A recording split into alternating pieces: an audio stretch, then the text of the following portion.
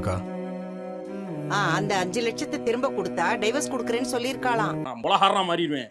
காலி கட்டியே காசு பாக்குறியா? ஏய் பணத்தை குடுறா. பத்திர காலி கட்டியே பணம் கேக்குறியா? இத்தனை நாளா டைவர்ஸ் கொடுக்க மாட்டேன்னு சொல்லிட்டு இப்போ பணம் கொடுத்தா தரேன்னு சொல்றானா? அடிச்சா 6 அடிப்பான், இல்லாட்டி இப்படி வந்து விட்டு கொடுத்து வந்துருவான். ஆமா, என்னவா நடந்துச்சு? அப்படி சொன்னாளா இல்ல உங்களுக்கு ஏதாவது பண தேவை இருந்து நீங்களும் ரோகிணியும் சேர்ந்து அப்படி போய் சொல்றீங்களா? அப்படிப்பட்ட ஆள் கிடையாதுங்க. நீ பண்ணுவ. உன்னை மாதிரி எத்தனை பேரை பாத்துருக்கான். நீ பண்ண மாட்டடா. உன்னை சுத்தி இருக்கவன வச்சு பண்ணுவ. மேடம், என் பையன் அப்படியெல்லாம் பொய் சொல்றவன் இல்ல. மேடம் இது ஆக்ஷன். அங்க பாரு வயித்த வலின்னு சொல்லி இருமுறான், வாயை பொளக்குறான் பாரு. அது சரி, அவங்க அப்பாவையே ஏமாத்தினவர் தானே அவரு.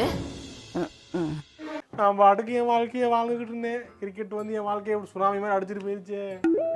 முடிஞ்சிடும். கோர்ட்டுக்கு போய் இது வின் பண்றதும் கஷ்டம் தான். உனக்கே என் மேல நம்பிக்கை போயிடுச்சுல? தெரியல, நான் என்ன பத்தி உனக்கு எதுவுமே தெரியாது இல்ல. அவன் ஃபேன் யாரு, எத்தனை வருஷமா ஃபேனா இருக்கான்லாம் தெரிஞ்சு வச்சிருக்கேன். அதெல்லாம் சரி, ஆனா இதுக்கு பின்னாடி வேற ஏதோ காரணம் இருக்குமோன்னு எனக்கு தோணுது. தனியா போக வேண்டியதானே எல்லாரும்.